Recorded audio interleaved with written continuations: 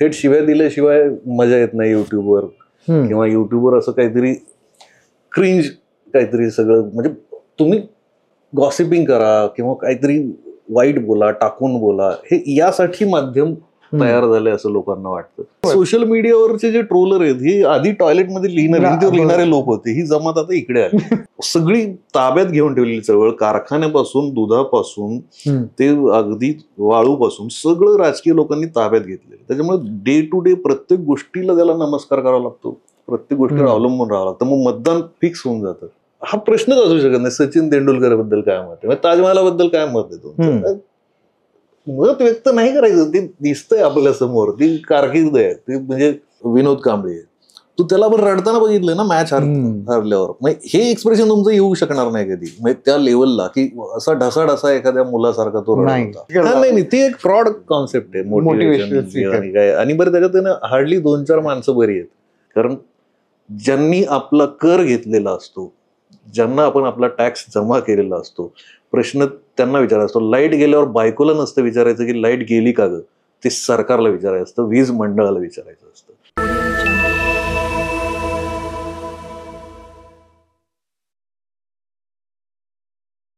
नमस्कार.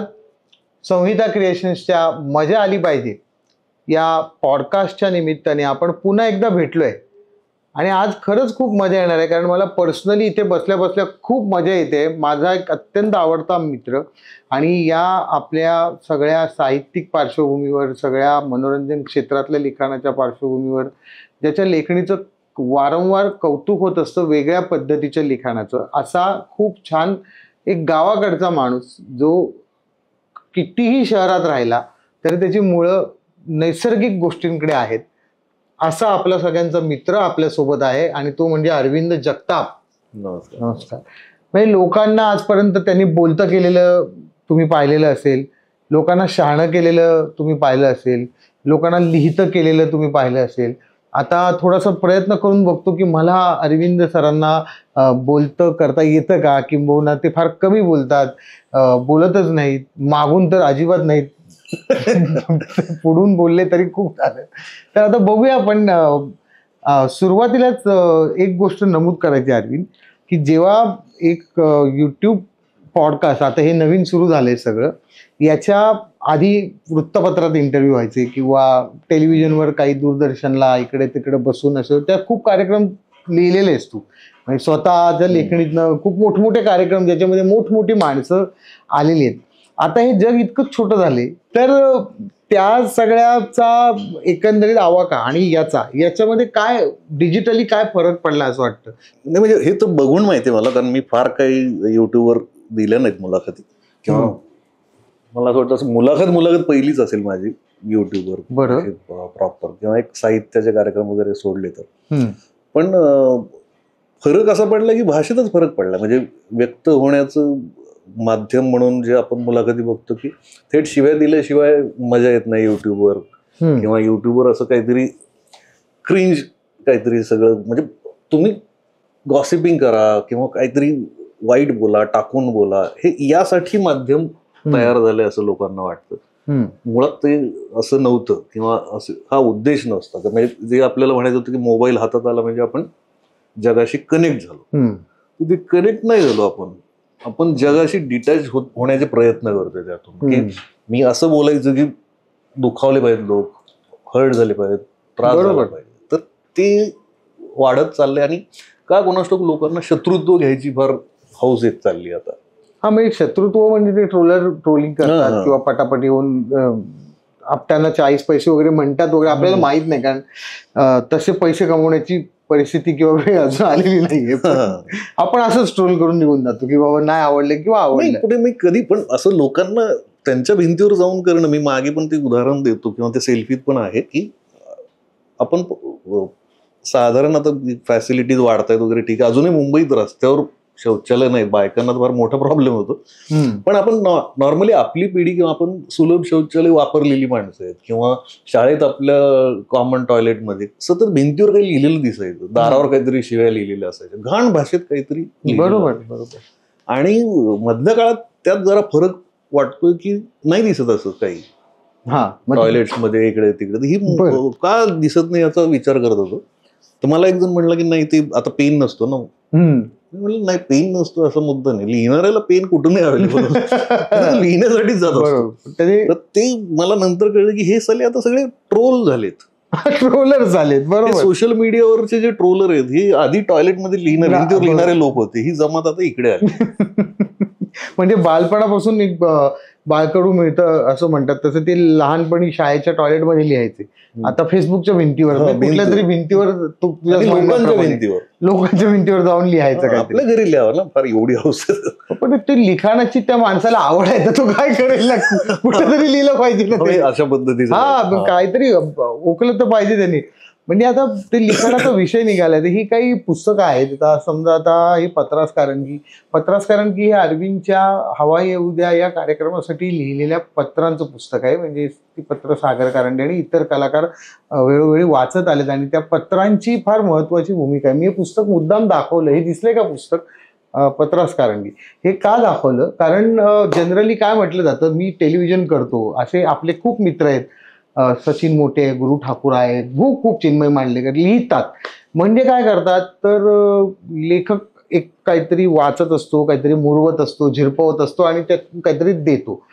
जेव्हा माध्यम बदलतं, चित्रपटाचं, नाटकाचं, कादंबरीचं जाऊन जेव्हा टेलिव्हिजनचं येतं, तेव्हा त्याच्याकडे थोडंसं अच्छा तू टीव्ही लिहितोय म्हणजे अशा पद्धतीने बघितलं जातं की ही मालिका किंवा ते.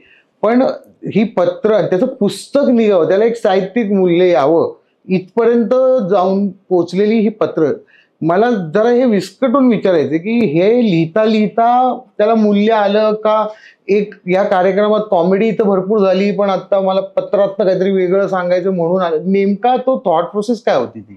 नाही, हा मुद्दा होता, दाभोळकर गेले होते, दाभोळकरांची हत्या झाली होती आणि त्यांच्यावर स्पेशल एपिसोड होता तो हवा येऊ द्या मधला. आणि त्यात आता काय तुम्ही स्किट मधून किंवा काहीतरी शक्य नव्हतं, तरी त्यांनी खूप चांगलं स्किट केलं होतं. पण एक मेसेज काहीतरी असावा, एक काहीतरी बोललं जावं. आणि असा विचार आला की दाभोळकरांनी जर लिहिलं आता तर काय लिहितील, म्हणजे पत्र लिहिलं आताच्या पिढीला, तर त्याचं एक सिरियस पत्र त्या दिवशी त्या भागात केलं पहिल्यांदा. आणि मग ते खूप व्हायरल झालं. आणि मग त्यानंतर लोकांची डिमांडच वाढायला लागली, असं अशा पद्धतीचं काहीतरी केलं पाहिजे असं. तर ते काय आपण क्रिएट केलं असा मुद्दा नाही, ते लोकांनी डिमांड करून ते हे केलं. मग तो नटाचं तर त्याच्यात कौतुक आहेच की त्यांनी ते कॅरी केलं. सागरने छान ते मांडलं लोकांसमोर. पण त्या लिखाणात मुळात टेलिव्हिजनसाठी लिहिताना ना आपल्याकडे ना एक ऑलरेडी प्रेक्षक शरणता, माध्यम शरणता लेखकाकडे आलेली असते की आता टेलिव्हिजन लिहायचं, तुम्हाला काय हवंय हा पहिला प्रश्न असतो. मला द्यायचंय हे नाही, पण हे तर कम्प्लिटली मला द्यायचंय ते लिखाण असल्यामुळे तुम्हाला ते मान्य करून घ्यावं लागलं, कारण ते लोकप्रिय झालं. ते लोकांना वाटलं की आपलं काहीतरी म्हणणं हा पोस्टमन येऊन आपल्या घरात सांगतोय.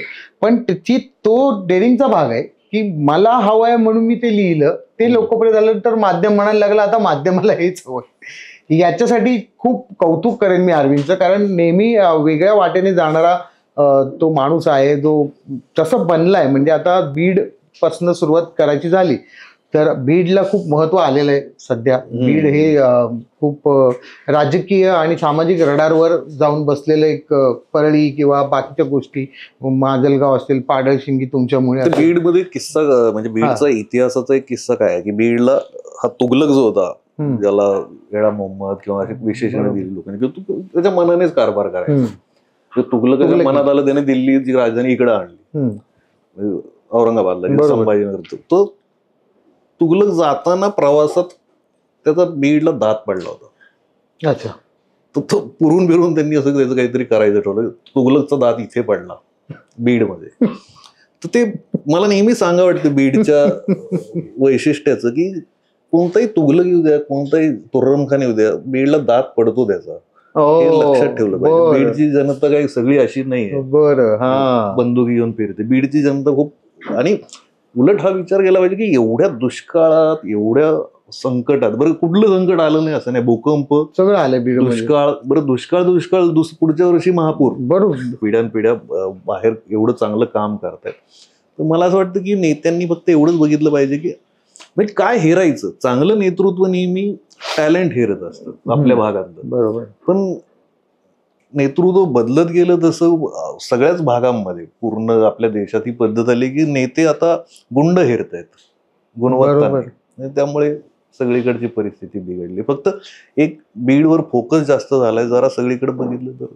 पण नेते गुंड हेरतायत हे आता त्यांची मोडस ऑपरेंडी झाली की गुंड घ्या, त्यांनी मसल पॉवर जनरेट करा आणि मग थोडंसं घ्या.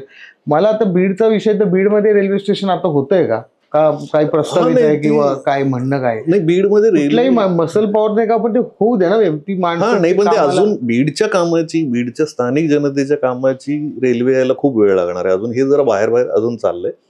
बीड म्हणजे हे आमच्या आजोबांपासून सगळ्यांनी रेल्वेचं स्वप्न बघितलंय ऍक्च्युली.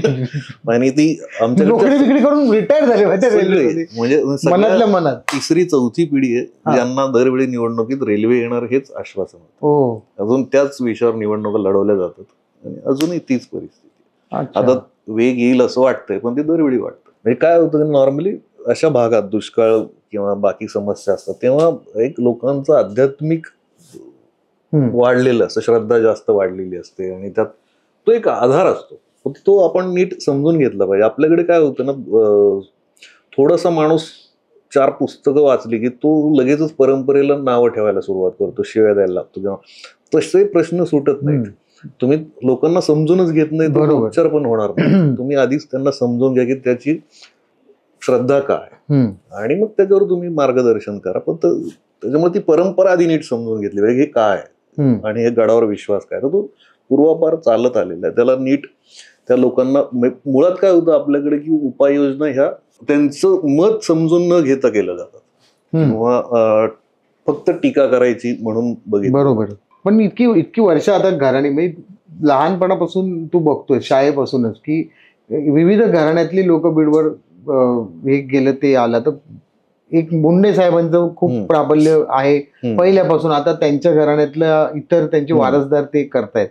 पण काही प्रश्न अनुत्तरित आहेत. म्हणजे आता आपण विनोदाने म्हणालो की तू म्हटलं पाणी, मला पाणी द्या, तर खूप म्हटलं की खड्डा करून द्या म्हणजे त्याला लाईव्ह वाटेल. तर ते पाण्यापासून बेसिक गोष्टी, त्याच्यावर अर्थातच खूप चांगलं काम चालू आहे. तुम्ही स्वतः काय म्हणतात तुमच्या संघटनेच्या मार्फत ते करताय. पण त्याची उत्तरं भविष्यात किती वेळ जाईल आणि काय राजकीय अनास्था हा मुद्दा आहे का असं त्याच्या मागे, की बीडकरांचा काही जोर नाहीये त्यांच्या मागण्यांविषयी? म्हणजे मागण्याविषयी जोर होत नाही. कारण सोपा मुद्दा काय आहे की मुळात पाणी, वीज किंवा हे सगळे जे प्रश्न आहेत याच्यावर राजकीय हस्तक्षेप कशाला पाहिजे. म्हणजे तुमच्याकडे पाणी आहे, पाणी मी या गावाला सोडायचं की नाही, पाणी इथे सोडायचं की नाही, हा प्रश्न जर राजकारणात नसेल तर कुठला शेतकरी नेत्याला नमस्कार पण करणार नाही, आमदाराला नमस्कार पण करणार नाही. कारण मला काय करायचं, मला माझ्या शेताला पाणी येतंय ना, मी राजकारणात पडणारच नाही. पण आमची मूळ अडचण अशी आहे की पाणी येईल का, वीज येईल का, लाईट त्या गावात असण्यासाठी पण राजकारणावर अवलंबून आहे. म्हणून या राजकीय लोकांचं महत्व वाढलंय, म्हणून यांचे कार्यकर्ते चमचे वाढले. आणि हे जर मला सुविधा मिळायला लागल्या तर मी कोणाच्या दारात जाण्याचा प्रश्नच येत. तर ती सगळी ताब्यात घेऊन ठेवलेली चळवळ, कारखान्यापासून दुधापासून ते अगदी वाळूपासून सगळं राजकीय लोकांनी ताब्यात घेतलेलं. त्याच्यामुळे डे टू डे प्रत्येक गोष्टीला त्याला नमस्कार करावा लागतो, प्रत्येक गोष्टीवर अवलंबून राहावं लागतं. मग मतदान फिक्स होऊन जातं. ओके. मग ती मतदान एकदा तुमचं फिक्स झाल्यावर वारंवार तीच माणसं निवडून येत राहतात. म्हणून हे सगळं सत्ता केंद्र ताब्यात घेतात हे लोक. ओके. आणि पण ते प्रॉब्लेम सोडवणं लोकांचं, म्हणजे स्वतः प्रॉब्लेम मध्ये जाणार, प्रॉब्लेम सुटला तर त्यांना किंमतच नाही उरणार. करेक्ट आहे. हे बऱ्याचदा तुझ्या याच्यातनं पण ती प्रॉब्लेम ते कशासाठी आहे, ते प्रॉब्लेम सोडवण्यासाठी नाहीये. ते प्रॉब्लेम तसेच ठेवणं आणि त्याला वेगवेगळं स्वरूप देणं की अरे आता हा सुटला पण हा आहे ना, आता काय करायचं, तो गेला पण हा आहे.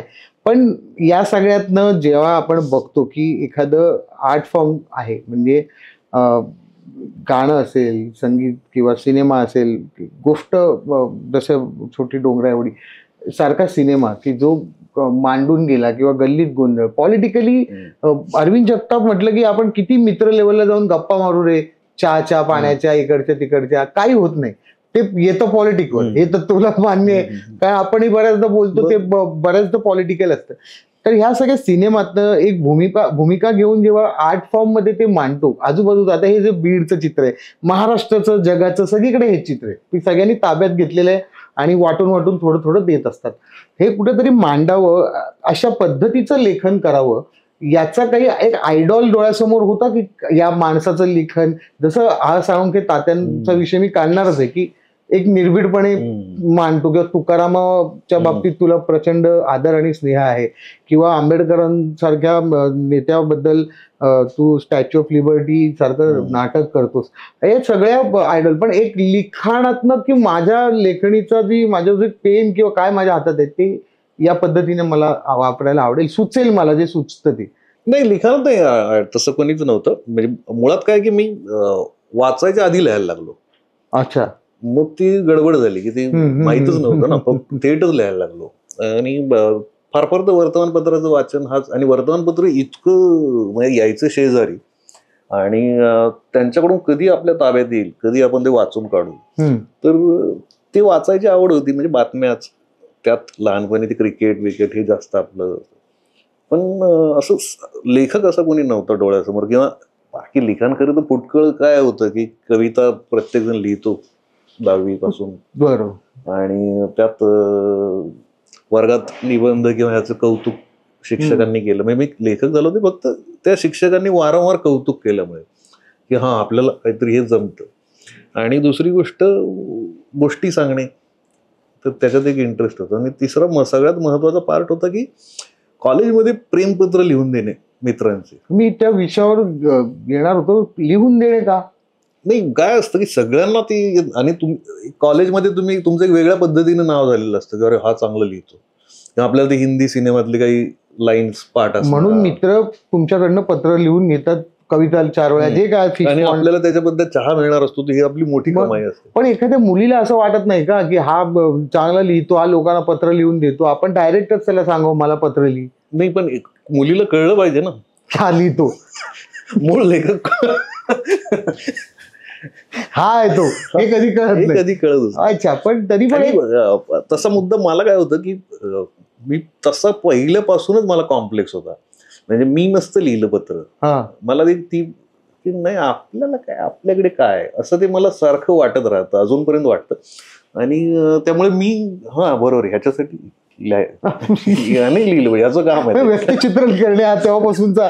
मला ना एक कुतूहल नेहमी, मला हा प्रश्न विचारायचा होता तुला. आपण बऱ्याचदा भेटलो की सेम फेज मध्ये 4-1 वर्षाचा आपल्यात अंतर, 2 वर्षाचं, तीन का आता त्यात पडत नाही मी, कारण मी 20 आहे तर तू 25, एवढा फरक आहे फक्त. तर त्याच्यामध्ये ना त्या काळामध्ये आपण, तू जरी बीडमध्ये आणि मी मुंबईत असलो तरी एक एक जोडणारी गोष्ट, जसं क्रिकेट तू म्हणालास, क्रिकेटमध्ये खेळणारी माणसं तीच होती ना त्या काळात, म्हणजे जे कांबळी खेळत होता किंवा अक्रम खेळत होता.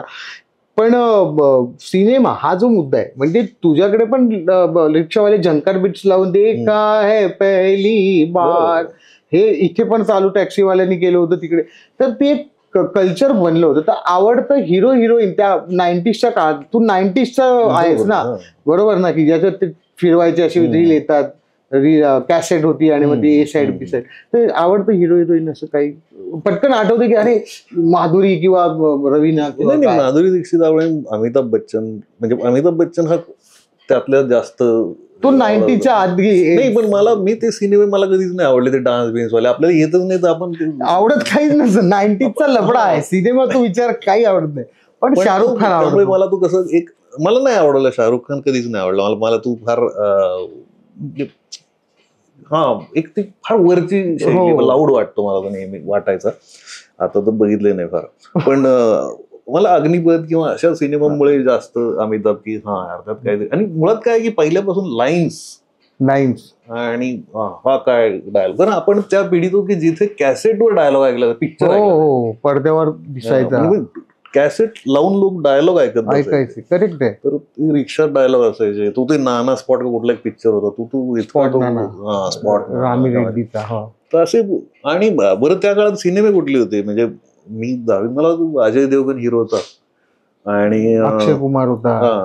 तर ह्यांच्यातलं काय आवडायला पाहिजे होतं, म्हणजे तर त्याच्यामुळे तसं काय पण ते शोधायला नाही गेलं अजय देवगणचं तर त्या काळात असं होतं की शाळेत आमच्याकडे चिडवायचे एकमेकांना अजय देवगण. लहानपणी चर्चा कशा असायच्या मुलांच्या की हिरो आणि हिरोईन जेव्हा असे एकत्र येतात ना तर त्यांच्यामध्ये काच असते. ते असे खरोखर एकत्र येत नसतात, कारण असं स्त्री आणि पुरुष एकत्र कसं येऊ नाही. तर इतकं पवित्र मन असलेली मुलं पवित्र मन की त्यांना काचा मन नाही, ते काचाच त्या त्यांना वाटायचंच नाही की हे खरं असतं म्हणून. बरोबर. आणि मलाही तसं वाटत होतं की असं नाही. मी आता कितव्या वर्षीपर्यंत असं वाटत होतं की ह्या काचा असतात. 5वी 7वी पर्यंत हा मुद्दा होता. म्हणजे असं कसं पडद्यावर कोण 4 चौघात लोक असे एकत्र येतात. आणि म्हणजे बरं मुळात जायचं पण तसंच ना. अगदी माझ्या लहानपणी मी सिनेमा पहिले झाडावर कॅमेरा जायचं, झाडावर फुलं यायची वगैरे. ते वाटणारच ना की हा बघ. पण त्यातनं असं वाटलं नाही कधीच की एवढे छान चौकीचे कपडे घालून सेंटर काय ते काय रंगरंगोटी 9वी 10वी नंतर मग सगळंच कळायला लागलं की हा म्हणजे ठीक आहे, असं होऊ शकतं, असं असतं, असं हे घडतं सिनेमात. ज्या चर्चा होते ना तेव्हा म्हणजे सिनेमावर दिवस दिवस चर्चा चालायची. म्हणजे आता हा कोणी सिनेमा बघून आलाय की तो मग पूर्ण अख्खी सिनेमाची गोष्ट सांगायचा आणि बाकी सगळे बसून ऐकायचे. म्हणजे आता क्रिकेट मॅच मॅच एक दिवस असायची, पण पुढचा आठवडाभर आपण ती चर्चा करत असायचो की अरे मग ह्याने असं केलं, मग तेंडुलकरने असं केलं, मग इम्रान खानचं असं. आणि भारत पाकिस्तान हे तर म्हणजे मोठाच कार्यक्रम, युद्ध. आणि मॅच बघताना असे कोणाच्या घरी टीव्ही असेल तर 30-40 जण बसून आमच्याकडे 10x10 मध्ये आणि 1-2 माणसं असायची बघ त्यांच्या आजूबाजूला बसून आहे. कारण त्याला तिथे आउट झालेला किंवा अरे थांब मी काय केलं, तो आउट झाला, तर ते बाजूच्याला मारणं तू तिथेच बस, तू ते वेगळं. पण आता तू मुद्द्याला पण उठू नको, ते तर वेगळं. रिॲक्शनचा कंट्रोल नसणारी माणसं पण क्रिकेटला अशी प्रेम करायची, कारण ते सामान्य माणसाला ते कळायचं असं प्रत्येकाला वाटायचं हे मला कळतं, सोपं आहे ते समजायला ना क्रिकेट, की हा आउट झाला हा बॉल टाकतो एवढं. त्याने आयुष्यातला काय प्रॉब्लेम सॉल्व्ह झाला. तर नाही क्रिकेट बद्दल तो किस्सा मला सांगतो मी. आपल्याकडे मुंबईत म्हणजे स्वातंत्र्याच्या थोडस आधीच नंतरचा काळ, तेव्हा तिकडे चालायचं ना आझाद मैदानाकडे, आणि इकडे क्रिकेट खेळायचे लोक. आणि ती पारशी विरुद्ध मुंबई विरुद्ध हिंदू जिमखाना असं सगळं होतं. तर त्याच्यात आहे ना बायकांना म्हणजे बायकांवर विनोद कसे क्रिकेट बद्दलचे बनले, तर त्या राजाध्यक्षांनी मवी राजाध्यक्षांनी ते लिहिलेलं की बायकांना क्रिकेट बघायला घेऊन जायचं. आता नवरे दिवसभर जाणार तर बायका काय करणार, इंग्रज अधिकारी, तर त्या अधिकाऱ्यांच्या बायका पण जायच्या किंवा इकडचे पण. तर आपल्याकडचे कोणी जात नव्हते भारतात, ती नवऱ्यावर जाणं ती प्रथा तेव्हा नव्हती. तर हे गेल्यावर बायकांचे प्रश्न काय असायचे की ते जे 2 अंपायर आहेत म्हणजे ते 2 पांढऱ्या कपड्यात आहेत, काळी पॅन्ट, बाकीच्यांनी तसे कपडे का नको घालायला, किती छान वाटतात ते. तर त्यांना हा प्रश्न, त्यांना ते 2 खेळाडू नाहीत हेच माहिती नाही अशा पद्धतीने. तर तो पार्ट मला जुनं क्रिकेट, म्हणजे आता मी क्रिकेट बघत नाही पण मला ते का आवडतं, कारण हे या लोकांमध्ये कॅरेक्टर नाही, हे लोक अभिनय करतात. विकेट पडल्यावर पण त्यांचे काहीतरी स्टाईल कॅमेरा लागलेले आहेत सगळीकडे, त्यांना माहिती आहे, ते ऍक्टिंग करतात. पण जुन्या काळात त्यांना कपिल देव मध्ये कॅरेक्टर होतं, श्रीकांत मध्ये कॅरेक्टर होतं, आणि ते त्या कॅरेक्टरच्या बाहेर कधी आलेलं आहे. श्रीकांत म्हणजे बिंदास बेदरकार, विकेट देखील आला परत अमुक तमुक, अगदी ते सहवाग पर्यंत थोडस चाललं, गांगुली सहवागी जरा बरोबर. नंतर मग तो पैसा फेकू तमाशा देखो झाला, त्याच्यामुळे त्याच्यात मजा येत. नाहीतर ते अझरुद्दीन काय नाव आहे अझरुद्दीन, म्हणजे तुम्ही तो मॅथ्यूज ऑस्ट्रेलियाचा किंवा मॅथ्यू हेडन म्हणतो की तो आधीचा मॅथ्यूज, क्रेग मॅथ्यूज, त्याच्यात मजा होती. हेडन तर म्हणजे फक्त दरारा दहशत. म्हणजे तो बून आउट होईल असं मला कधीच वाटलं नाही, बून निशी स्वप्नात वाटायचं नाही. आणि रिचर्ड चालत यायचा, विवियन रिचर्ड चालत यायचा अशी, किंवा तो ॲलन बॉर्डर ग्रेस होती त्यांच्यामध्ये. तुला मार्टिन क्रो काय खेळायचं न्यूझीलंडचा, ते दोघंही भाऊ, मार्क वॉ हँडसम प्लेअर. एलिजन्स हा फक्त कॅच स्लीप मध्ये. म्हणजे क्रिकेट विषयी एक जोक नेहमी सांगतात, तो ऐकला पण असशील, की क्रिकेट जेव्हा सुरू झालं तेव्हा पहिला शोध ह्याचा लागला ॲब्डोमेन गार्डचा, म्हणजे जे सुरक्षित ठेवतं तुमच्या एका अवयवाला. आणि 50 वर्षांनी कोणीतरी हेल्मेट शोधून काढलं. तर मेंदू सुद्धा महत्वाचा असतो. हे कळायला 50 वर्ष लागली क्रिकेट. मेंदूचा प्रॉब्लेम कसा, मेंदू आधी डोक्याचा विचार करत नाही, मेंदू सुद्धा आधी डोक्याचा विचार करत आणि तो सुद्धा असतो हे कळायला वेळ लागलाय. मला एक प्रश्न पटकन विचारायचा वाटतो. सचिन तेंडुलकर या माणसाबद्दल तुझं काय मत आहे?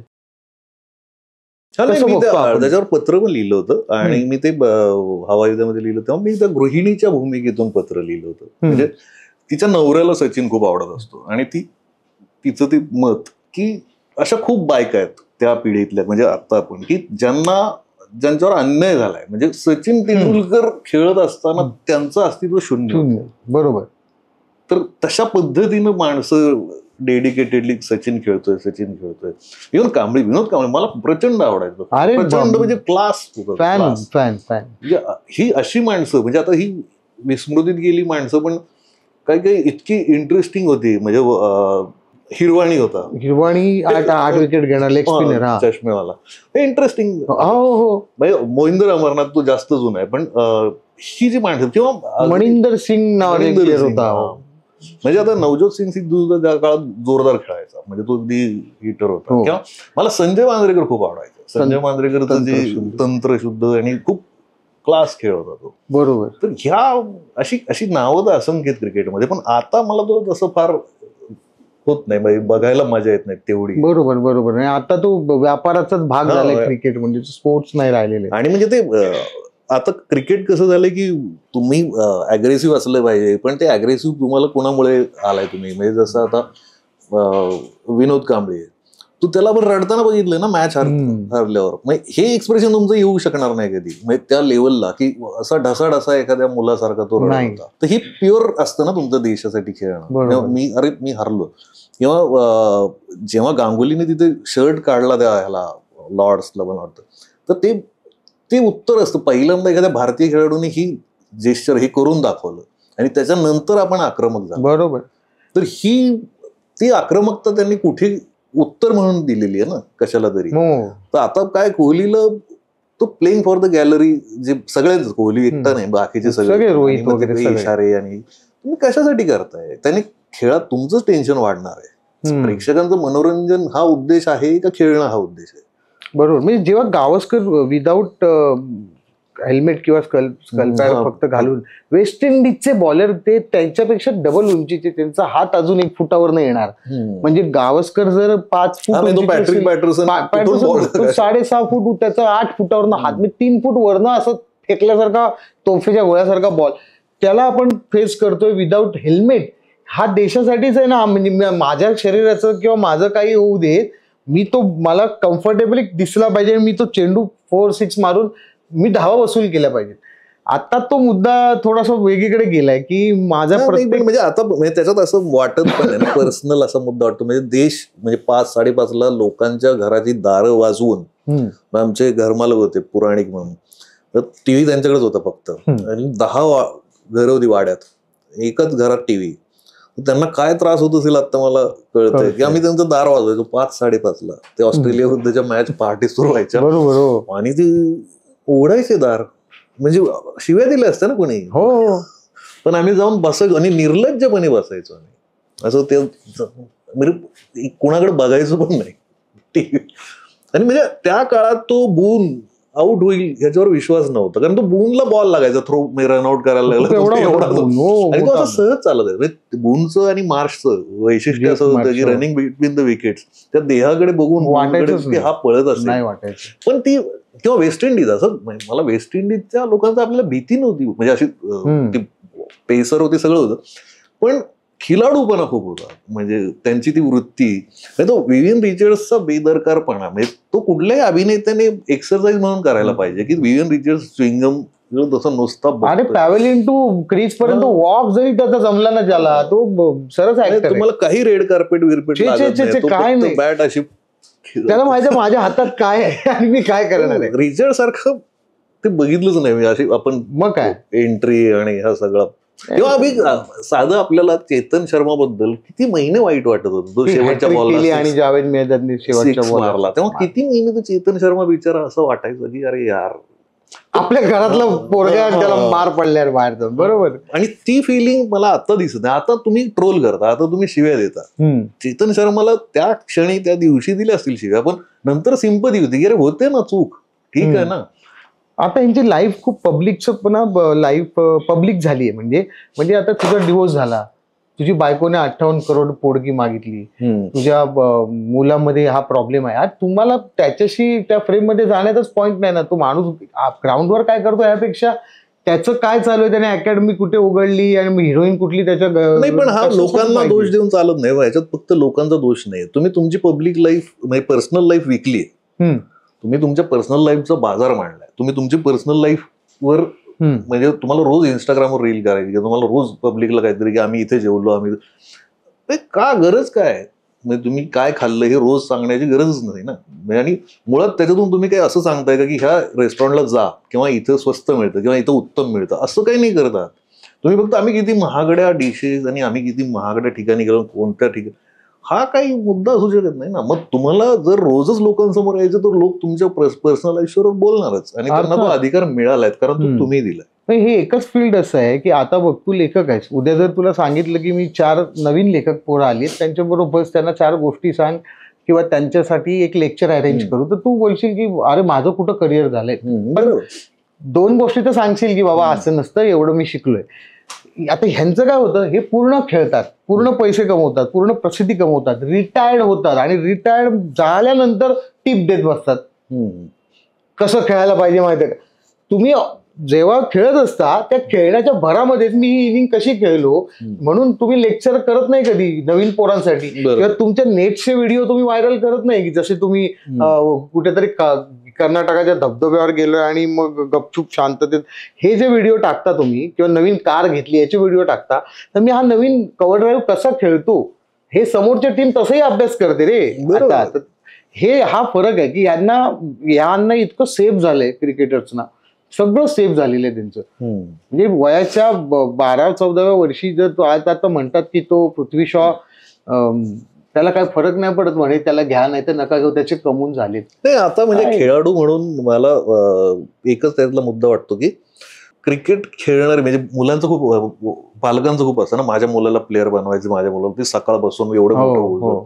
तर मला त्यांना नेहमी एकच सांगा वाटतं की तू त्याला प्लेअर कसं होतोय हे फार नंतरची गोष्ट आहे. तो जो स्ट्रेस आहे तो सहन करू शकतो का, तो सहन करण्याची ताकद ही आजच्या काळातली सगळ्यात मोठी गरज आहे. मुलाला त्या पालकाच्या काय म्हणतात त्या अपेक्षांचं ओझं जास्त आहे त्या बॅगीपेक्षा, त्याच्यामुळे ते पोरगा आधीच करतंय की नाही करतंय मला त्यांना मान्य एवढंच करावं लागेल की त्यांना जेवढा स्ट्रेस येतो जगात फार कमी लोकांना असतो, भारतातल्या खेळाडूंना अर्थात, की जिंकायचंय मैदानात एवढे सगळे बोंबलत असतात आणि त्या फार पॉझिटिव्ह आवाज एखादाच असतो, कधीतरी वर्षांमधून येतो की सचिन ज्याच्यात स्ट्रेस नसतो, ज्याच्यात बरोबर तो मंत्र आहे, डायरेक्ट येतो, तो मनात नाही येतो. त्याच्यात पण एक बाजू अशी आहे की ज्या आता आंदोलन जे झालं, त्या पोरी रस्त्यावर उतरल्या कुस्तीगीर, आता त्याच्यात पण पुरुष आणि स्त्री हा परत वेगळा पार्ट आहे. म्हणजे स्त्री खेळाडूंनी कमावलेला पैसा आणि पुरुष खेळाडूंनी कमावलेला पैसा, हा मी पैशात का बोलतोय कारण हे लोक आता पैशात बोलायला लागलेत सरळ सरळ. कुस्तीपर्यंत तर तो पैसा पोचलाच नाही अजून, पण काही खेळ असे आहेत की तिथे पैसाच पोचलेला नाही. बरोबर, खो खो आता सगळे ऑस्ट्रेलिया आणि झांबिया जमून तुम्ही खेळताय, प्रत्येक खेळाला तुम्ही पुश करताय, पण शेवटी काय होतं की त्यात पण पुरुष आणि स्त्री हा भाग असायला हवा की बायकांचे खेळ हे कमी प्रतीचे आहेत का, की त्यांना संघर्ष किंवा त्यांचं शोषण हे तिथेही व्हायला हवं. नाही, ह्या शोषणाच्या मुद्द्यावर म्हणजे खूप चांगल्या लोकांनी बोललंय, खूप मोठ्या लोकांनी बोललंय, त्याच्यावर मी बोलणं म्हणजे तो मुद्दा नाही. मला त्याच्यातला वेगळा मुद्दा काय म्हणायचा आहे की तुम्ही महिला क्रिकेट म्हणता, मग महिला क्रिकेट लोकप्रिय होत नाही तेवढं, त्याच्यामुळे तेवढा पैसा त्याच्यात येत नाही. पण हा विचार थोडासा स्त्री म्हणून पण केला पाहिजे की नाही, स्त्रियांनी पण केला पाहिजे की हा महिला क्रिकेट आहे, आपण बघितलं पाहिजे आवर्जून. आपण का सतत त्या विराट कोहली यांना बघायचं, आपण जरा आपली मंदाना तिला बघूया, स्मृती मंदाना, बरोबर, स्मृतीला बघूया, आपण महिला क्रिकेट आवर्जून बघूया, त्यांना जरा आपण त्यांच्याविषयी चर्चा करूया. किती महिला त्या विषयी चर्चा करतात, महिला खेळाडूंविषयी. हा तो पण भाग असतो की त्या रिसीव्ह होत आहेत का महिलांमध्ये. मग त्या जेवढ्या मोठ्या प्रमाणात होत जातील तेव्हा मार्केटिंगवाले ऍडव्हर्टायझिंगवाले म्हणतील की नाही नाही ह्या बायकांमध्ये पॉप्युलर आहेत प्रॉडक्ट, इथे आपण टार्गेट ऑडियन्स मध्ये ब्रँडिंग करूया, इथे बरोबर. त्यांना जाहिराती मिळतील. तो पैसा त्यांना जाऊन हा. मिळेल. तर तसं म्हणजे हे मी उदाहरण याच्यासाठी दिलं की राजकारणात आपण म्हणतो की महिलांना तेवढं स्थान नाही.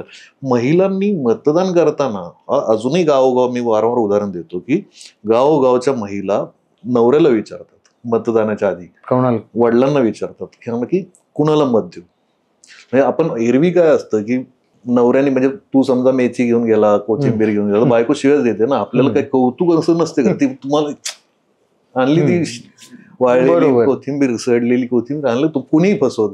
नवरा हा मूर्ख आहे असं मेथीच्या गड्डीत पण बायकोचं मत असतं. बरोबर. मतदान करताना मात्र पण मग तिला हे कळत जे भाजीवाला कळलं, तुला का नाही कळलं लग्नाच्या? मला वाटतं की लेखकाशी बोलताना हा प्रश्न यायला हवा असं मला वाटतं. अदरवाईज तुला 1000 लोकांनी विचारलं असेल, काही पटापट प्रश्न विचारेन, त्याची एका वाक्यात फक्त उत्तरं दे. विस्तृत बोलण्यासाठी प्रश्न विचारून तो शेवटी असेल. आता ही फक्त उत्तरं एका वाक्यात हवीत. आवडतं झाड? वड. तू लावलाय स्वतः? हो, म्हणजे माझ्या गावात आहे वड आणि मीच लावलेलं आहे. आणि आता ते त्याच्या खाली पंचायतीच्या समोर आहे, आमच्या ऑफिसच्या समोर गावात, आणि तिथं आता दुकानं लागतात, बाजाराची दुकानं त्या झाडाच्या. 5-6 वर्षापूर्वी तो वाढलाय प्रॉपर आता? हो हो, व्यवस्थित वाढलाय. झाड म्हणजे वडाचं झाड एक व्हिज्युअलच ते असं की पिढ्यानपिढ्या चालणार. पण त्याच्या सोबत सांगतो एका वाक्यात दिसतं बहावा जसं झाड भाव तसं काटेसावर एक झाड आहे. काटेसावर ऐकले मी. काटेसावर ही इतकं उत्तम झाड आहे, म्हणजे पक्ष्यांचा ज्यूसबार म्हणतात त्याला. म्हणजे 50 प्रकारचे पक्षी त्या झाडावर असतात कायम, ते जर झाड आपल्या परिसरात असेल तर. अच्छा. आणि पक्ष्यांसाठी खूप नावडता मनुष्य स्वभाव, की तू डिटॅच होतो एखाद्या माणसात हा स्वभाव असेल तर? मला खूप गोड गोड म्हणजे कळेल इतकं तोंडावर गोड बोलणारी माणसं फार वैताग येतो. काय मधुमेह वगैरे?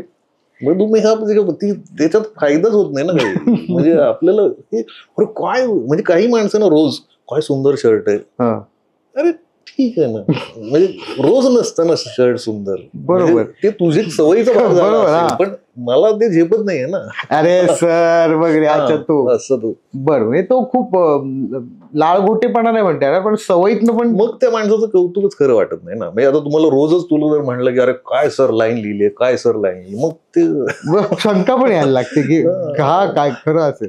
पण ते खूप स्तुती करणारा माणूस. ठीक आहे, लेखकाने त्याच्या कारकिर्दीत करायचं एक कंपल्सरी करायचं एक काम, हे कुठल्याही लेखकाने एक ही गोष्ट केली पाहिजे असं वाटणं, फिरलं पाहिजे. वा, अगदी म्हणजे याच्यासाठी प्लीज हात लिहिलं पाहिजे, वाचलं पाहिजे, हे नाही म्हटल्याबद्दल पहिले तुमचा खूप आभार जगताप सर. कारण हा फार महत्वाचा मुद्दा आहे. आयुष्यात फिरलं पाहिजे, काही न करता जिप्सी होऊन. हा, म्हणजे तुम्ही थोडं तरी फिरलं पाहिजे. कारण काय होतं की म्हणजे तुम्ही वाचन दिनाच्या पोस्ट बघून मी मागे लिहिलं होतं की ज्या दिवशी तुम्हाला असं वाटायला लागतं की तुम्ही चांगले लेखक आहात, त्या दिवशी समजून घ्या की तुमचं वाचन कमी आहे.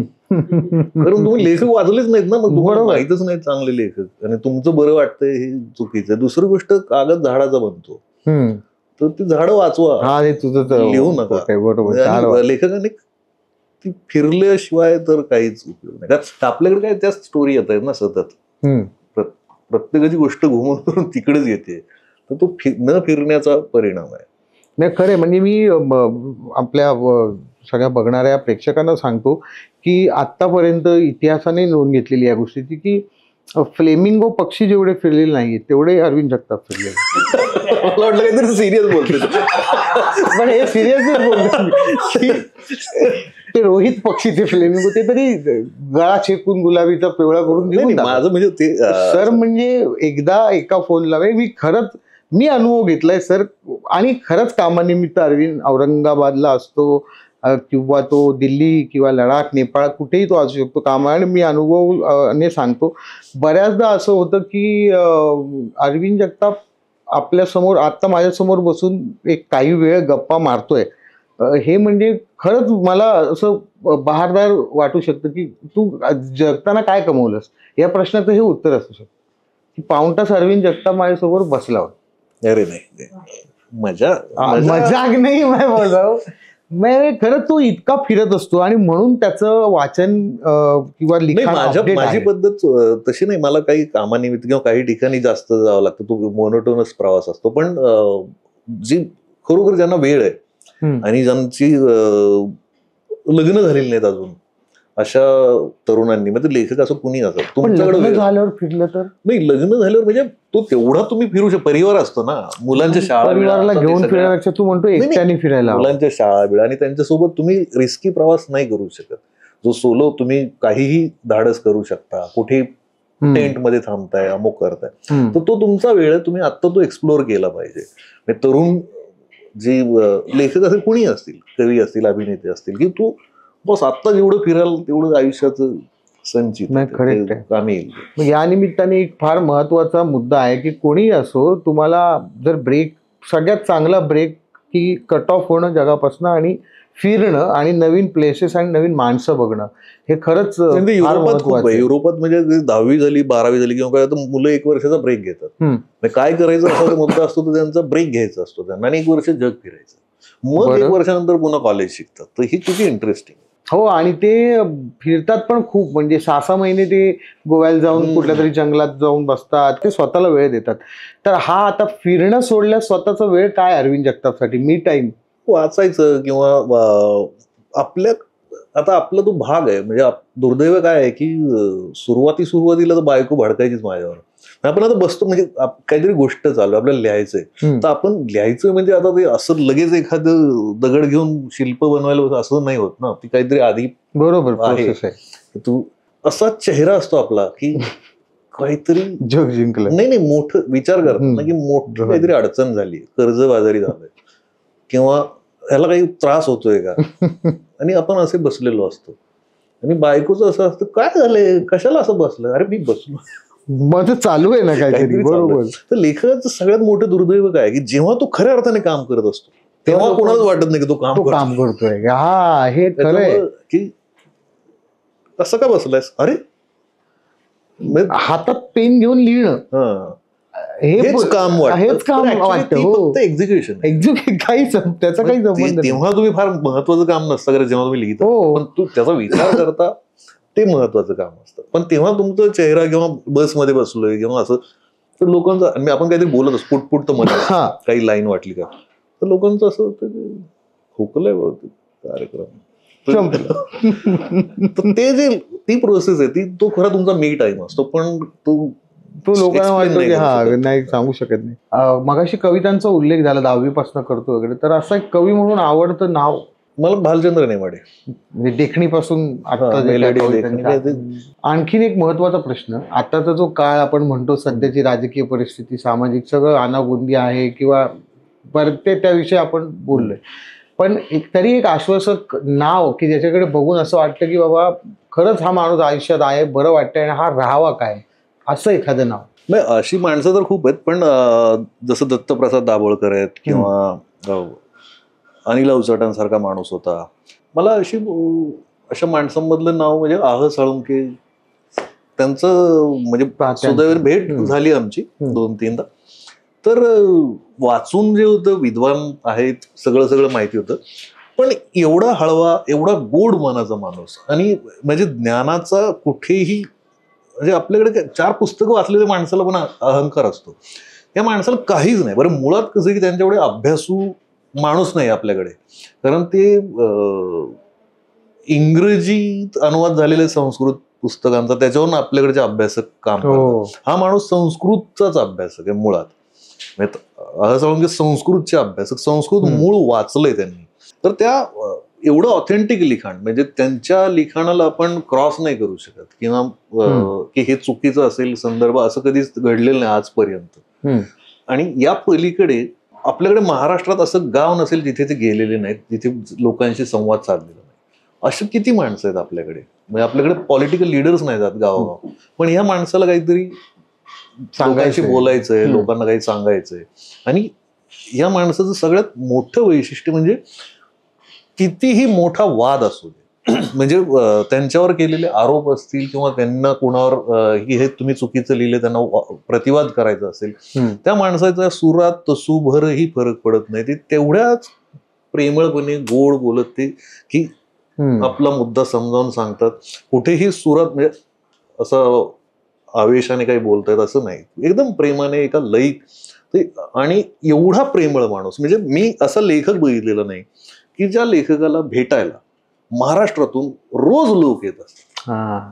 तुमची कुठलीही शंका असेल आपल्या पूर्ण पौराणिक गोष्टी असतील किंवा आपलं परंपरा असतील, या सगळ्यांवर त्या माणसाचा एवढा अभ्यास आणि एवढं संदर्भ ते देतात की आपण आपल्या सगळ्या शंका दूर करू शकतो. तात्या साळुंखे आता सातारला असतात आणि खरंच आपण स्वतः जायच्या आधी एकदा तरी त्या माणसाच्या समोर जाऊन बसलं पाहिजे आणि त्यांच्याकडनं शिकता येईल तेवढ्या गोष्टी घेतल्या पाहिजेत. अशी फार कमी माणसं उरली त्या संदर्भात. अरविंद जगताप म्हणजे यांनी तसे दत्तप्रसाद दाभोळकर आहेत, नरेंद्र दाभोळकरांचे छोटे बंधू. बरोबर. ह्या आता ते दाभोळकर आणि हे दाभोळकर एक टोकाची माणसं ती. खरं तर दत्तप्रसाद दाभोळकर शास्त्रज्ञ, अंटार्क्टिका मोहिमेवर जाणारे शास्त्रज्ञ प्रत्येक. आणि त्या पलीकडे ओळख म्हणजे कुसुमाग्रज असतील किंवा ही ती विंदा असतील, या मंडळींचे मित्र आणि कवितेतले मित्र. आणि याही पलीकडची ओळख म्हणजे खऱ्या अर्थाने विवेकानंद समजावून सांगण्याचं काम ते करतायत.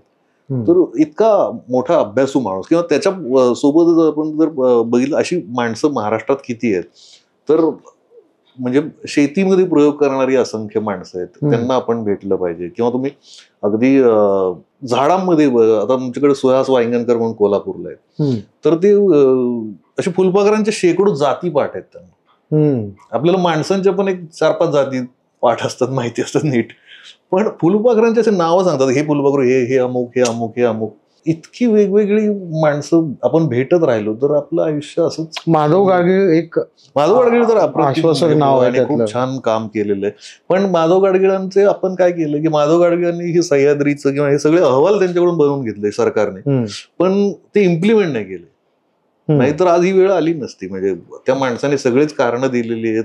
म्हणजे आपण आता अख्खं माळींसारखी घटना घडली किंवा असं झालं की आपल्याला जाग येते, त्या माणसाने खूप आधीपासून इतकं विस्तृत लिहिलंय. माधव गाडगीळ वाचले पाहिजेत. नंदा खरे एक चांगले लेखक होते, अंतोजीची बखर आणि सगळे. आता त्यांची माणसाच्या एकंदरीत इतिहासावर एक पुस्तक आलेलं आहे त्यांचं, कहाणी मानव प्राण्याची म्हणून. चांगले लेखक आहेत. पण हेच लेखकांचा विषय आहे, तर अचानक टेलिव्हिजनमध्ये काहीतरी लेखक लिहितो, फेमस होतो आणि त्याने लिहिलेली पुस्तकं बाजारात हातोहात खपतात. हे तुझ्या बाबतीत झालंय. म्हणजे आपण साहित्यिक म्हणून तू वेगळ्या लेवलला नाटक लिहितोस वगैरे, ते वगैरे सोड, पण मूळ शिक्का काय की बाबा अरविंद जगतापचे काय सिनेमाचे आणि टेलिव्हिजनचे लेखक आहेत.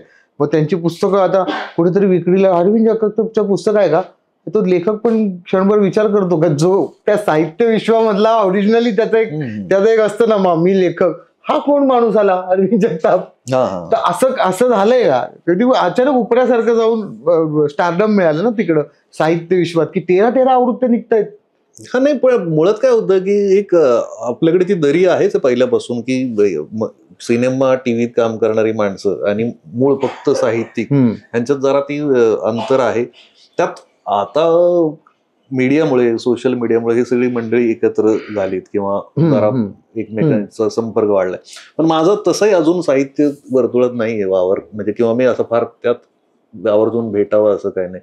मी कॉलेजला असताना मी विंदा करंदीकरांच्या घरी गेलेलो आहे, मी यदुनाथ थत्तेंच्या घरी गेलेलो आहे शाळेत, मी नारायण आठवलेंच्या घरी गेलेलो आहे. मी असे खूप लोकांना प्रत्यक्ष, नेमाडेंच्या घरी गेलेलो आहे.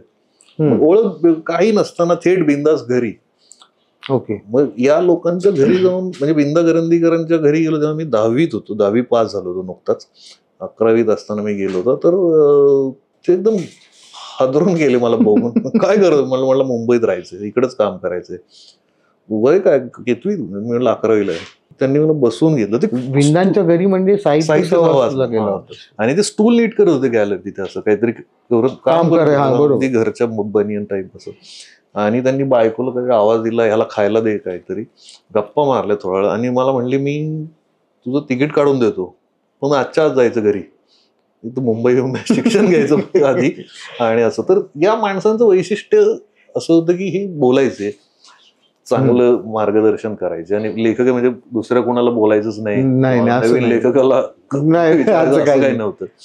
पण तो एक भाग मी पाहिलेला आहे. आता पुस्तकच हे तर चाललंय म्हणजे त्याचा फायदा झाला असेल थोडासा आपण सिनेमा आणि टीव्हीचा, त्याच्यामुळे असेल. पण मला फक्त एकच सांगायचं, माझ्या पुस्तकांच्या बाबतीत माझा अनुभव असा की आपण ते सगळे लोक म्हणतात की मुलं वाचत नाहीत का, मला जेवढे काही मेल त्याच्यावर बघून येतात पुस्तकावर की वाचलं असं, तर ही सगळी तरुण पिढी ती वाचते आणि ही गावगावची तरुण पिढी. तो एक जास्त मला संपर्कासाठी चांगला मुद्दा होतो की कुठल्या तरी गावातला मुलगा असतो, त्याने गोष्ट छोटी डोंगराळी वाचलं असतं, पत्रास कारण की वाचलेलं असतं आणि मी दुसरंच पुस्तक वाचलंय, पहिलंच वाचलंय, अमुक वाचलंय, पण मला आता मजा येते, गोडी लागली. तर ही मला जास्त आपल्या लिखाणाचं. पण ते जर त्याच्यामध्ये जर ती सोपी गोष्ट नसेल तर आजच्या मुलांना नाही, आजची मुलं नाही सैद्धांतिक वाचायला जाणार आहेत जे आपल्या पिढीने सुरुवात नाही करणार, पुढे वाचतील अर्थात. पण आता मुळात वाचनाची एक गोडी. तर एक पुस्तक मी उघडलं, गोष्ट छोटी किंवा सेल्फी, त्याच्यात छोटे छोटे कोट वजा एक छान लिखाण आहे की बाबा त्या मला विषय कळला, त्याच्यावर म्हणणं कळलं लेखकाचं आणि समारोप केलाय त्याने. मला मी हे वाचत मी याच्याशी तल्लीन होऊ शकतो. मग हळूहळू आपण जे अरविंद जगताप क्लिष्ट पण लिहितो तिकडे वळेल आणि मग मी ते वाचेन. तर पहिलं ही गोष्ट खूप छान आहे. म्हणजे याच्यात अनुषंगाने मी विचारतो की मोटिवेशनल स्पीकर म्हणून पण तू बऱ्याच ठिकाणी आता जातोस किंवा नाही मी मोटिवेशनल स्पीकर काही नाही. आता बघणारा आमच्यासारखा माणूस म्हणणार की अरे आम्हाला मोटिवेशन मिळालं ना मोटिवेशन स्पीकर. नाही, ती एक फ्रॉड कॉन्सेप्ट आहे मोटिवेशनल स्पीकर. आणि बरं त्याच्यात हार्डली 2-4 माणसं बरी आहेत, तर मग 2-4 माणसं बरी बोलतात, बाकीचं सगळा बाजार आहे, म्हणजे मार्केटिंग आहे ते सगळी. 2-4 माणसं म्हणजे मराठीत की ओव्हरऑल जगातच 2-4 माणसं. म्हणजे अगदी आपल्याकडे कसं आहे की मोटिवेशनल स्पीकर हा पहिली तर मी जे काही 2-4 बघितले, तर एक असतं ना की अरे यार ह्याला काहीच जमत नाही, ह्याला दुकान टाकून द्या, मोटिवेशनल बनवा. घरातले लोक नाही का म्हणत त्याला, ह्याला किराणा दुकान बरोबर किंवा ह्याला काहीतरी, तसं ते कशातच काही नाही जमलं म्हणून ते मोटिवेशनल स्पीकर. आता श्रीमंत व्हावे पुस्तक तुम्ही कसं लिहू शकता किंवा आयुष्यात यशस्वी व्हा भाषण कसं करू शकता. तुला भाषण करायची वेळ आली असती का तू जर यशस्वी असता तर, लोकांना जाऊन 200 रुपये तिकीट ठेवून किंवा असं नसतं ना. यशस्वी व्हा हा मुद्दाच नाही, यशस्वी व्हा असं कोणी शिकवू शकत नाही, किंवा लेखक व्हा असं कोणी शिकवू नाही शकत. त्याच्यात पहिल्यांदा काहीतरी असलं पाहिजे. त्याला लेखन म्हणजे त्याला स्वतःलाच काहीतरी जाणवतं की मला हे वाचण्यात इंटरेस्ट आहे, मला हे सुचतंय, तर तू लेखक व्हा. म्हणजे लेखक कसा होणार, काय कोर्स असणार त्याचा. तुम्ही प्रेरणा म्हणजे काय प्रेरणा द्यायची असते लिहिण्यासाठी, लेखकाची प्रेरणा काय असते, कुठली तरी ट्रॅजेडी, कुठली तरी कॉमेडी, कुठलं तरी प्रसंग असा घटना की ह्याच्यातून मला जरा लागली गोष्ट मी लिहितो. तर माणूस असं भाषण देऊन लेखक तयार होणार नाही किंवा यशस्वी होणार नाही. म्हणजे मला एक सांग की तुम्ही कितीही आईबाप बोंबलतात मुलांना की उठ सकाळी 7ला उठ, अमुक उठतो का, आणि असं म्हणतो आपण की अलार्म लावला आणि मी उठलो, उठतो का, अलार्म आपण बंद करतो ना पहिल्यांदा. बरोबर. तर तसं आहे की ती प्रेरणा आतून येते, ती तुम्हाला अलार्म बंद करायची येते किंवा उठायची येते, दोपैकी एक. म्हणजे तसंच आहे ना जे की स्मरणशक्तीच्या संदर्भात बोलायचं झालं तर ते किस्सा सांगतात ना की माझे स्मरणशक्ती तल्लक ठेवण्याचे क्लासेस आहेत, तिथे या बरं तुमची स्मरणशक्ती अत्यंत तल्लक होऊन जाईल. कुठे आहेत तुमचे क्लासेस, ते दादर इथून मोटिवेशनची सुरुवात आहे. मी क्लासेस काढलेत पण मला त्याचं पुढं काय माहित नाही. पण आता याच मुलांना किंवा मोटिवेशनची ज्यांना गरज वाटते म्हणून डिजिटली किंवा इतर ठिकाणी जाऊन ते बसतात, मुळात ते मोटिवेशनची गरज आपली आजी किंवा चुलता एक दोन दणके देऊन एक वाक्य बोलायचा, ते मोटिवेशन लय पिढ्यानपिढ्या पुरलेलं आहे. बरोबर. एक शिवी देऊन बोलत असेल ते मोटिवेशन होतं की काय काय करायला नको, करायला ठीक आहे करून दाखवतो. हा एक रिव्हर्स आत्ताच्या लोकांना ते पॅम्पर करा, मला समजवा वगैरे असं जर फोकस हल्लाय का आजच्या पिढीचा, की आहे पण त्याला दुरुस्त करायची गरज आहे की आपल्याला चुकीचं वाटतंय एक पिढी मागे जाऊन, काय नेमकं? नाही, आपण चुकीचे आहोत. आपण म्हणजे थोडं आपण असं समजलं की आपण जुन्या पिढीतले आहोत आणि ही नवीन पिढी, तर आपण खूप चुकीचे आहोत. म्हणजे कारण हे जे लोक बोलतात ना की हे नवीन मुलांचं असं चाललंय, नवीन मुलांचं वाचन नाही, नवीन, तुम्ही किती मूर्ख आहात की तुम्ही समजून तर घ्या की तुमच्या काळात मोबाईल नव्हता. मी शाळेत असताना मोबाईल नव्हता, मी शाळेत असताना टीव्ही चॅनल्स एवढे नव्हते, मी शाळेत असताना असं काही डिस्ट्रॅक्शन्स नव्हते. तर मी त्याच्यात पेपर वाचलेत किंवा माझ्या हातात काही पुस्तकं पडली किंवा मी अभ्यास केला, काही झालं तरी थोडाफार अभ्यास केला. आता माझ्या काळात मोबाईल आहे, कॉम्प्युटर आहे, लॅपटॉप आहे, पण 500 चॅनलचा टीव्ही आहे. अरे कशातून मी स्वतःकडे लक्ष देऊ? म्हणजे माझ्यावर तुम्ही एवढे शत्रू माझ्या घरात आणून ठेवलेत आणि तुम्ही मला म्हणताय करिअर कर, मला म्हणताय अभ्यास कर. तर हे किती डेंजरस आहे. म्हणजे पाकिस्तानच्या सीमेवर तुम्ही उभं केलंय आणि तुम्ही म्हणताय आता लढ 500 सैनिकांसमोर एकट्याला. तसं इतके डिस्ट्रॅक्शन असतानाही ही पिढी जर थोडंफार काही करत असेल तर कमाल आहे या पिढीची. म्हणजे बरोबर, चॅलेंजिंग, म्हणजे केवढं चॅलेंजिंग आयुष्य आहे त्यांचं. आणि त्यांना हे माहिती नाही, आपल्याला हे माहित नाही की उद्या एआय जर कादंबऱ्या लिहायला लागला, उद्या एआय जर सगळेच कामं करतोय, तर त्यांनी काय करायचंय पुढे आयुष्यात? एवढं मोठं चॅलेंज आपल्या समोर नव्हतं, त्यांच्या समोर आहे. बरं त्यांनी कोरोना पाहिलाय की जग असं फ्रीज झालेलं बघितलंय. तर त्यामुळे त्यांच्या माइंडसेटचा आपण कधी विचार करणार की अरे बॉस, ही सगळ्यात टफ कंडिशन मध्ये ही पिढी जगते, ही फेस करते. म्हणजे आजच्या पिढीच्या हातामध्ये काही गोष्टी नाहीत, पण मनामध्ये डोक्यामध्ये त्याच गोष्टी ज्या जेनेटिकली आल्यात, तुम्हीच दिलेल्या आहेत त्यांना, त्या एक्सप्लोर करायला त्याच्यातून अभ्यास करता ही कमालीची गोष्ट आहे. बरोबर. आता मला ते महत्वाची घटना आता हल्ली घडली की मराठी भाषेला अभिजात भाषेचा दर्जा मिळाला. खूप वर्ष त्याच्यासाठी प्रयत्न चालू होते, लोक वेगवेगळ्या पद्धतीचे अहवाल सबमिट करत होते.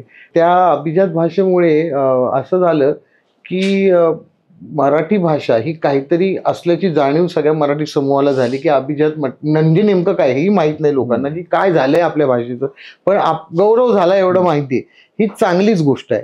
तर ती जी गौरव झालेली भाषा आहे ती प्रमाण आहे का त्याच्यात बाकी 198 का किती त्या काय बोली भाषा आहेत, चावडी असेल किंवा खानदेशी, त्यांचा पण समावेश आहे की अभिजात झालेल्या भाषेच्या समोर प्रमाण भाषाच आहे ना, म्हणजे मराठी भाषा ना ती प्रमाण. पण मग लिखाणात किंवा आपल्या बाकीच्या गोष्टींमध्ये प्रमाण भाषा की बोली भाषा हा जेव्हा प्रश्न उभा राहतो तेव्हा काय काय पद्धतीने जायला हवं लेखक म्हणून किंवा विचारवंत म्हणून? नाही, आपण काय करतो ना, म्हणजे एकदम व्याकरणच फार चुकलंय किंवा असं सगळं, तर ते असंच चालत नाही, असं करून चालणार नाही. काही नियम असतात, काही नियम पाळावे लागतात. पण बोलण्यात जी बोली भाषेतली शब्द आहेत किंवा आता तुम्ही तुमच्या गावाहून आलाय, तर तुमची भाषा तशी असणार, तुमचे ते शब्द येणार. बरोबर. आता आमच्याकडे चढ म्हणत नाही, बीडकडे यंग डोंगरी यंगून उघड देवीदार. बरोबर. यंग म्हणजे इथली पोरं तर म्हणतील म्हणजे ह्या पद्धतीचे असे खूप शब्द आहेत की जे आता बीडमध्ये किंवा त्या भागात सगळे आपल्या इकडे काळा चहा जो असतो, ब्लॅक टी जो असतो, तर त्याला वेगळा शब्द आहे, त्याला शब्द आहे डिकाशन. बर. भाषा हे त्याचं पहिल्यापासून आमचं लहानपणापासून तीच आहे ना, डिकाशन. किंवा मला शाळेत लहानपणापासून शिक्षकांनी शिकवलेले 19. आता तुम्ही अचानक आम्हाला 19 म्हणल्यावर शिक्षक पहिले आमचा काय 19 पाठ करून घेतलंय ना. बरोबर. आता तिथून पण अडचण ती नाहीये, पण जर मला पाथरे म्हणला की अरे नाही 19 म्हणायचं किंवा पाणी म्हणायचं, मला काही अडचण वाटत नाही. आधी जर पाथरे मोठ्याने हसला, अपमानास्पद चेहरा करून तो म्हणला अरे पाणी म्हणायचं रे, तर मग माझ्या आयुष्यात मला काय होतं, मला ते नाही लक्षात राहत पाथरेने शब्द बरोबर सांगितलाय, मला हे लक्षात राहत पाथरे नालायक, पाथरेने माझा अपमान केला. मग मी शुद्ध तर ती भाषेची होणारच नाही, मी किंवा तुम्हाला म्हणायचं तसं मी बोलणारच नाही. मग मी वॉटर म्हणेन, पण पाणी नाही म्हणणार. असेच इंग्रज आले, आपापसातल्या लपड्यातच इंग्रज आले. तुम्हाला जर एखाद्याचा दोष सुधारायचा असेल तर तुम्ही त्याला प्रेमाने समजावून सांगावं लागेल. तुम्ही जर अपमान करत राहिला तर ते म्हणजे भाषा प्रमाण हीच मोठी असं मानून जर समोरच्याची आपण बोललो तर प्रमाण बोलीचा मुद्दाच नाही. मुळात लोकांना काय आवडतं, लोकांना भारत गणेशपुरे का आवडतो, तो त्याची जी बोली आहे, त्याची जी वराडी आहे, त्याच्या भाषेत बोलतो. किंवा कुठलाही नट, म्हणजे लोकांना लक्ष्मण देशपांडे वराडवाले किंवा मकरंद अनासपुरे आमचा हे का आवडत होती किंवा आवडतात, ती मराठवाड्यातली ती एक वेगळी भाषा त्याने तयार केली, ती बोलतो तो म्हणून. तर आवडतं तुम्हाला काय जे वेगळं आहे, जे इंटरेस्टिंग आहे? ऐराणी आवडते तुम्हाला, वराडी आवडते, बरोबर. म्हणजे एखाद वेळी मुख्यमंत्री फडणवीस वराडी शब्द बोलतात तर ते अरे वा भारी, किंवा गडकरी बोलतात अरे वा भारी, किंवा सुरेश धस आजकाल जे बोलतात ती लोकांना का आवडतं? ते लहेजा आहे ना तो भाषेचा. तुम्ही जर बातम्या दिल्यासारखं मराठी बोललात तर कोण ऐकेल तुमचं? बरोबर. म्हणजे तो फ्लो आहे जो जो मराठी भाषेचा बांधला गेलाय, जो प्रमाण भाषा म्हणून ही कशासाठी, मला असं वाटतं की जनरली जो दुसऱ्या भाषेचा माणूस असेल त्याला शिकण्यासाठी तो पटकन बोलीभाषा नाही शिकू शकत आहे. त्याला एक भाषा शिकायची आहे, तर त्याला एक प्रमाण दिली पाहिजे की बाबा ही मराठी भाषा, ही तू बोललास तरी कळेल लोकांना आणि तू त्या भाषेत कम्युनिकेट व्यवहार करू शकतोस. मुळात इंग्रजीत तुम्ही, आता आपण इंग्रजी जे शिकलोय शाळेत त्यातली कोणती इंग्रजी वापरतो? अर्ध्या तर शिव्याच वापरतो ज्या शाळेत शिकलेलोच नाही. बरोबर. पुन्हा आपण त्या बोलीकडेच गेलो ना. पुन्हा आपण सिनेमा बघून अमेरिकन इंग्रजी जास्त आपण शिकलोय ब्रिटिश इंग्लिश. बरोबर. पण होतं काय की जी वापरात आहे, जी कलक गेलंय ती गोष्ट आपण जास्त करतो. करेक्ट आहे. त्यामुळे दोन्हीकडच्या भाषेचा प्रमाण असेल, बोली आदरच आहे. अभिजात झाल्यामुळे होणार काय की त्याला एक निधी मिळतो त्या भाषेच्या संगोपनासाठी, त्याला एक वेटेज मिळतं. हा, ते सरकार दरबारीची सवलत आहे, त्याच्यात पण राजकारण्यांना त्याच्याकडे निधी आहे म्हणून जास्त इंटरेस्ट आहे. बाकी अभिजात होऊन काय आपण करणार आहोत? अभिजात म्हणजे काय? सगळ्यात महत्वाचा किस्सा सांगतो तुला. आपल्या मराठी लोकांमध्ये तो काय फरक आहे की करुणानिधी तामिळनाडूचे मुख्यमंत्री होते आधी ते, तर एक करुणानिधी हे मुळात लेखक आणि तमिळ सिनेमाचे स्क्रिप्ट रायटर आणि पॉवरफुल स्क्रिप्ट रायटर. आणि तमिळ भाषेचा अभिमान एवढा, या करुणानिधींचं लग्न होतं ते तेव्हा, त्यांची अभिजात भाषेचं आंदोलन चालू होतं. तर यांचं लग्न होतं आणि लग्नात काय झालं की सगळं आता फेरे काय त्यांच्या पद्धतीने जे असेल ती वेळ झाली आणि अचानक त्या भाषेचा मोर्चा, अभिजात भाषेसाठीचा मोर्चा निघाला होता बाहेरून. तर भाई करुणानिधी गेले मोर्चात गेले आणि पुढे अडकले, लग्न थांबले सगळे वाट बघत. पण हे डेडिकेशन, हे लागतं ना भाषेबद्दलचं प्रेम, आणि म्हणून तो माणूस मुख्यमंत्री होऊ शकला. लोकांना इथे कळतं की हा खरोखर रस्त्यावर उतरून काम, आणि केवढ्या आधी त्यांनी ती भाषा अभिजात करून घेतली त्यांनी. खूप. आणि आपण आता कुठेतरी अर्थात नाही. आणि मगाशी जो विषय निघाला, आजची पिढी तू म्हणतो की व्यवस्थित जर त्यांना चॅनलाइज केलं तर त्या गोष्टी त्यांच्यात आहेत. तसंच एक किस्सा, म्हणजे एक मुद्दा तुझ्या बाबतीत झाला होता की फोन प्रेमभंगातनं नैराश्य आलेल्या माणसाचा, तुला पण काही फोन येत असतात ना की मला बाबा, पत्रांमुळे खूप लोकांचे फोन येतात. म्हणजे पहिले तर मी तुला सांगतो की पत्रांमुळे मला लोकांचे असे फोन येतात की माझ्या बायकोचा वाढदिवस आहे, मला एक पत्र लिहून द्या. अरे वा, हे चांगली गोष्ट आहे. मला माझ्या बायकोला लिहायला, आणि माझी बायको सगळ्यांना सांगते माझ्यासाठी एक पत्र नाही लिहिलं कधी, इकडे बघा. तर मी बऱ्याचदा तिला सांगत असतो की नॉर्मली मी हवा जी पत्र लिहिली ती कुठल्या तरी समस्येशी संबंधित. तू समस्या आहेस का? नाही, मनात तू काय म्हणत असतोस तेव्हा? पण मुळात तरी मी लिहिलं पत्र ते, आणि ती लोक मग महाराष्ट्र मध्येच बायकोला पत्र लिहिलं मी. पण जो मला, जे लोक असे फोन करतात की माझ्या बायकोसाठी पत्र लिहून द्या, किंवा मला लग्नात तिला गिफ्ट, असं आमच्या लग्नाचा हा वाढदिवस, तुझ्यासारखे लेखक आहेत, तर मी त्यांना म्हणतो की म्हणजे किमान स्वतःच्या बायकोला तरी म्हणजे स्वतः पत्र लिहा. बरोबर, कष्ट करा. आणि होतं काय की एकाने मला सांगितलं की माझ्या बायकोचं माझं जमत नाही, म्हणजे गेले 2-3 महिने आमचे खूप भांडणं चालू आहेत, आणि मला तिला मनवायचं आणि ती टीव्हीवर बघते ते पत्र, मग तुम्ही जरा इमोशनल असं पत्र लिहून द्या की जरा आमचं पॅचअप होईल. तर मी म्हणलं हे मी माझ्या घरात पण नाही करू शकत. का कुणाचीच बायको असं पत्र बित्र नाही. म्हणलं तुला माघार घ्यावीच लागेल तुला, म्हणजे बिलकुल याच्यात काही होत नसते. म्हणजे हे जगात कोणाला जमलेलं नाही, देवाला. बरोबर.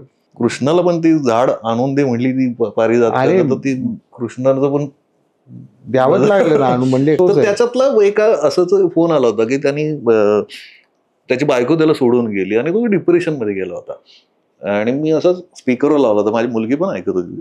तर त्याची बायको सोडून गेली आणि तो त्याला जीव द्यायचं सारखा तो बोलत होता की मला असं झालं, मला खूप. त्या माणसाने असं सांगितल्यानंतर एकदम शॉक झालं. पण असे येतात फोन, तर त्याच्यात मी त्याला म्हणलं की अरे तू बायको लग्न किती वर्ष झालं? तो म्हणलं 2 वर्ष. आणि म्हणलं तू किती वर्ष? तो म्हणलं 27 वर्ष. तर मी म्हणलं तू हा विचार कर ना की 27 वर्षाची जी आई तुझ्या बरोबर आहे, 27 वर्षाची जी आईने तुला सांभाळलंय, तिचा विचार न करता 2 वर्ष लग्न झालं त्या बाईसाठी जीव देण्यापर्यंत तुझी मदल गेली. मग त्या बाईचं काय चूक आहे 27 वर्षाची तुला सांभाळलंय? आणि खरं तर आपलं वय 27 नसतं म्हणलं, 27 प्लस 9 महिने असतं, कारण ते 9 महिने आपण आपल्या वाढदिवसाचे धरतच नाही. आपला वाढदिवस तिथून सुरू झालेला असतो. पण ते जाऊ देत, ही गोष्ट आणि त्याचा मला आता फोन येतो, रेग्युलर फोन येतो. मी त्याला वाक्य जरा वाईट बोललो होतो हे की 2 वर्ष झाले बायको असं, पण मुळात आई पण असते ना किंवा कुटुंब असते ना. बरोबर. पण त्या माध्यमातून आहे ना, म्हणजे हवा येऊ द्या एक निमित्त म्हणू, प्लॅटफॉर्म म्हणू, की तिथे पत्र सादर झाली, लोकांपर्यंत ती पोहोचली, लोकांना अरविंद जगताप हे व्यक्तिमत्व कळलं, एक दिलासा देणारा मित्र, भाऊ. सगळ्यात भारी म्हणजे शेकडो पत्रही आली मला. हो, मी शाळेतल्या मुलांना हा ते मिळालं की बाबा हे आवडतंय. आणि 10वीला धाडा पण पत्रच आहे माझं, तर त्याच्यामुळे ती मुलं पत्र पाठवतात आणि ते इतकं भारी वाटतं की मुलं आपल्याला पत्र पाठवतात आणि काहीतरी लिहितात मनातलं. नाही खरंय. नाही, हीच उमेद जेव्हा जेव्हा तुला मिळते, म्हणजे आज अनेक प्रकल्प, अनेक फाउंडेशन तुझ्या माध्यमातून तू स्वतःच्या आवडीने चालू, त्याला तुला गाजावाजाची तुला सवय नाही मला माहिती आहे, पण एक लोकांनाही माहिती आहे की अरविंद जगताप काय करतो. अरविंद जगताप झाडं लावतो, अरविंद जगताप निसर्गात फिरायला जातो, अरविंद जगताप पाण्याचा प्रश्न असेल तर स्वतःच्या गावापुरता पाडळशिंगीचा तलाव असेल, पाझर तलाव असेल किंवा त्यातलं कचरा काढून बाहेर स्वतः हात घालून कचरा काढणे, या सगळ्या गोष्टी तू आतापर्यंत केलेल्या आहेस. किंवा मुलांना, छोट्या छोट्या मुलांना शाळेत जाऊन सांगणे की तुम्ही पुढच्या मार्गाला लागताना मला जे अनुभवातून मिळालं ते मनापासून सांगणं की छान करा. तर या सगळ्यामधनं अरविंद जगताप स्वतःला शोधत असतो, एक लेखक असतो, तो एक दिग्दर्शक होतो. आता हे पुन्हा एक वेगळ्या भूमिकेत तो जातो. मी पुन्हा सारखा एक पॉलिटिकल तो ड्रामा वेब सिरीजच्या माध्यमातून घेऊन येतो. मला ते विचारायचं की तेव्हा बघताना की जेव्हा दिग्दर्शक होतो लेखकाचा, तो खूप प्रेमात असतो लेखकांना, तर मग तो दिग्दर्शक म्हणून त्या लेखकाला न्याय देतो का? नाही, ते मला नाही कळलं, कारण मी पुन्हा मध्ये मी दोन्ही होतो, लेखक होतो, दिग्दर्शक होतो. तर मला फायनली बघताना ते कळलं नाही की ह्या सिरीजची वाट कोणी लावली, लेखकाने लावली का दिग्दर्शकाने लावली. तो मला अजून प्रश्न सुटलेला नाही, पण मला तो बरं कळेल, म्हणजे कधीतरी कळेलच. मग आता त्याच्या मागे काही ईडी लावू, काय करू? नाही, त्याच्या मागे आधीच लागले होते माझ्या, कारण ते झाले हे गँग पळून गेली सगळी, एकनाथ शिंदे वगैरे आसामला, गुवाहाटीला, आणि माझी गोष्ट तीच होती ना. लोक जातात. मी ती आधी शूट करून ठेवलेली होती आणि ती रिलीज तेव्हा केली. मग तू हे पॉलिटिकल भाषण, स्क्रीन प्ले, पटकथा की असे काही लिहितोस का? असं चुप काही तुझं हे आहे का? नाही, या लेवलचं नाही लिखाण माझं. एवढं दिव्यत्व मला प्राप्त नाही. पण म्हणजे बेसिकली या सगळ्या कामाच्या सगळ्या माध्यमातून कुटुंबालाही तू तितका वेळ देतोस. त्या सगळ्या गडबडीमध्ये मुंबई सारख्या धावपळीच्या शहरामधनं बाहेरचा प्रवास आहे, इथलं लिखाण आहे, हे सगळं करताना लोकांपर्यंत चांगलं काहीतरी पोचवणं, की जे आपल्या वाईटही जन्माला येतं, चांगलंही येतं, वाईट आपलं आपण बाजूला करू पण चांगलं. तर बेसिकली असं वाटतं का की अजून एखादी गोष्ट जी आहे पण ती येणं बाकी आहे, की मला हे द्यायचंय पण हे साला मिळतच नाही, याला प्लॅटफॉर्म न मिळत आहे किंवा काही, ही गोष्ट म्हणजे आता खूप झालंय, विजेपासून सगळं काम करून झालंय तुझं. आता मी एक सगळंच तात्यांपासून सगळं बघून झालंय, काय आता वाटतं? नाही, मला झाडांचा तर आनंद आहे, म्हणजे सयाजीराव आम्ही सयाजी शिंदे सह्याद्री देवराई जे सुरू केलंय, म्हणजे खरं तर आपण मित्रांकडे जातो. आम्ही ते साताऱ्यात एका गावात गेलो होतो, तिथं आपले 4 मित्र जमले आणि ते सतत त्यांचे मित्र आलेले सगळे की यार काहीतरी करायचंय, हो काहीतरी इन्व्हेस्ट करायचं कुठेतरी, काही जमीन असली ते, असं मोठ्या लोकांची गप्पा चाललेले असतात. आणि ते सयाजीराव त्यांना म्हणले की अरे तुम्ही ह्या गप्पा मारण्यापेक्षा असं आम्ही येतोय तर आपण असं काहीतरी काम करून, आता इथे या गावात आलोय, या गावात झाड नाही, बसायला सावली नाही, तर आपण इथे झाडं लावूया. आणि असं सह्याद्री देवराई आम्ही सुरू केलं. आणि बीडमध्ये आमच्या सगळ्यात जास्त गरज होती. आता ती पालवनमध्ये मोठी देवराई उभी राहिली आणि लाखो झाडं आता महाराष्ट्रात झाली. वा वा, म्हणजे सावली पेरूया. वा, एक झाड लावण्यासारखं सुख नाही, म्हणजे एक मूल वाढवण्यासारखं त्याच्या इतकंच समाधानाची ती गोष्ट आहे. तर अरविंद जगताप या आपल्या मित्रासोबत, लेखक मित्रासोबत गप्पा मारतोय आणि मगापासून मजा इतकी प्रचंड प्रमाणात आलेली आहे. क्रिकेट आणि बाकीचे विषय जे काही त्याच्या नेहमीच्या चर्चेत नसतात त्या विषयांवर सुद्धा आपण बोललो आहे. पण आता शेवटाकडे येताना जे आता म्हटलं की सह्याद्री देवळाईचा उल्लेख झाला आणि सयाजी शिंदेचा त्यांच्यासोबत तो केलेल्या कामाचा उल्लेख झाला की झाड, तर जी झाड नावाची एक छान कविता आहे जी माहिती आहे महाराष्ट्राला, पण ती पुन्हा पुन्हा आता जेव्हा ऐकतो तेव्हा प्रत्येक वेळी नवीन वाटते. तर आज ही संधी मजा आली पाहिजे मध्ये आपण सोडणार नाही आहोत की प्रत्यक्ष कवीच्या तोंडून त्या कवितेला आपण ऐकणार आहोत. तर ती झाड कविता प्लीज होऊन जाऊ दे. एका कवीने कविता लिहिलीच नाही, कागद झाडाचा बनतो हे कळल्यावर. कागद काळे करण्यापेक्षा वडाचं एक झाड लावू असं ठरवलं त्याने. दरम्यान समकालीन कवितेचं खूप पीक आलं, प्रायोगिक वगैरे कवितांचं. त्याच्या वडाची दखल मात्र कुठल्याच वर्तमानपत्राने घेतली. बरं. समकालीन कविता तिसऱ्या दिवशी फुटाण्याच्या पुडीसाठी शहीद झाली. वड मात्र हिरवागार आहे अजूनही. वा. रोज पक्ष्यांचं संमेलन भरतं न चुकता. वडाकडे बोट दाखवून कवी म्हणतो, हे आपलं पुस्तक आहे. लोक हसतात आणि म्हणतात, याला काही सुचत नाही. कवी झाडाखाली वाचत बसतो हजारो पुस्तकं आणि कधी अचानक सुचल्यासारखा कवी उठतो. आता कविता लिहिणार आहे असं वाटतं, पण कवी जातो बांधावर आणि लावतो आणखी एक झाड. गावात त्याला कोणी कवी म्हणत नाही, कारण त्याने कागदावर कविताच लिहिली नाही. पण इथून पुढे वडाच्या सावलीत बसल्यावर सुरू झाली पक्ष्यांची किलबिल. तर नीट लक्ष देऊन ऐका, तुम्हाला नक्की कविता ऐकू येईल. कवी झाडाला पुस्तक म्हणतो कारण त्या पानांमध्ये खूप काही देण्याची ताकद आहे. ही पानं वाळायच्या आत चाळायला हवीत हिरव्यागार कवितेसाठी. वा वा वा. माझ्या आवडत्या कवितांपैकी एक कविता आहे, म्हणजे खरंच त्यातलं झाडाशी एकरूप होणं, म्हणजे ग्रेसच्या भाषेत म्हणायचं तर ती जी ओळ आहे की झाडांशी निघलो आपण झाडाचं पुन्हा उगवाया, तर त्या लेवलचं कुठेतरी निसर्गात जाणं किंवा त्यात बरीच प्रतीक असतील, पण ही डायरेक्ट आहे की बाबा तुम्ही एक झाड लावा ते तुम्हाला खूप काही गोष्टी परत परत देत असतं.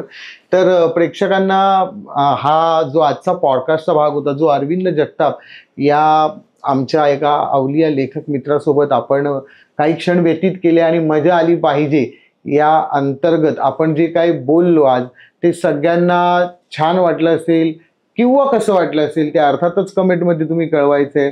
आणि अरविंद जगताप यांच्यासारख्या लेखकाचं वैशिष्ट्य पुन्हा पुन्हा सांगतो की तो विरळा का आहे की ज्या क्षेत्रामध्ये लेखकाला सांगितलं जातं की तू हे लिही, त्या क्षेत्रामध्ये हा लेखक सांगतो की मला हे लिहायचंय आणि पुढे जाऊन मग बाकीच्या लेखकांना चॅनलकडनं किंवा माध्यमांकडनं सांगण्यात येतं की ते अरविंदने लिहिलंय तसं लिही. म्हणजे जो रुजवात एखाद्या गोष्टीची अत्यंत अनसर्टन माध्यमात करणारा लेखक आहे. बाकी नाटकं, बाकी कादंबऱ्या, बाकी सिनेमे ही जी लेखकाचीच माध्यम आहेत ती तर तो लिलया हाताळतोच, आपण बघत आलेलो आहे.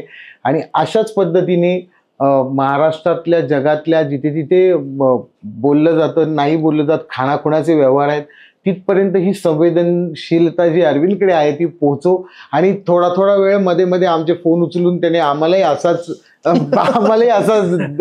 दिला तर फार बरं वाटतं. नेहमी भेटलो की बरं वाटतं आम्हाला. आणि त्याच्यासोबत घालवलेला काळ हा दीर्घकाळ लक्षात राहतो, जरी कमी काळ आम्ही भेटलो तरी.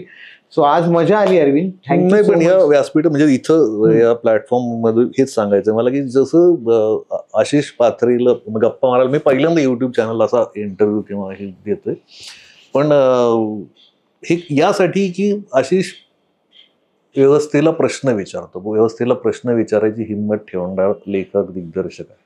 आणि या निमित्ताने म्हणायचं की मजा फक्त ह्याच्यात येत नसते की आपण एकमेकांना काय चिमटे घेतो, कमेंट करतो, अमुक करतो. आपण कधीतरी व्यवस्थेला चिमटा घेतला पाहिजे, आपण कधीतरी व्यवस्थेला प्रश्न विचारले पाहिजेत. आणि आशिष पाथरेच्या लिखाणात ते तुम्हाला दिसेलच. पण या निमित्ताने तुम्ही सगळेच लेखक असा किंवा नसा, कारण आता फेसबुकवर, ट्विटरवर तुम्ही सगळे लेखकच झालाय. आपण सगळेच लेखक आहोत, कारण 2 ओळीत 4 ओळीत लिहिताच तुम्ही. कमेंटमध्ये का होईना लिहिताच, तर त्या कमेंटमध्ये कुठेतरी आपण ज्यांना प्रश्न विचारले पाहिजेत त्यांना प्रश्न विचारण्याची हिंमत दाखवली पाहिजे. कारण ज्यांनी आपला कर घेतलेला असतो, ज्यांना आपण आपला टॅक्स जमा केलेला असतो, प्रश्न त्यांना विचारायचा असतो. लाईट गेल्यावर बायकोला नसतं विचारायचं की लाईट गेली का गं, ते सरकारला विचारायचं असतं, वीज मंडळाला विचारायचं. तरच मजा येते, मजा आली पाहिजे. वा थँक्यू सो मच. थँक्यू.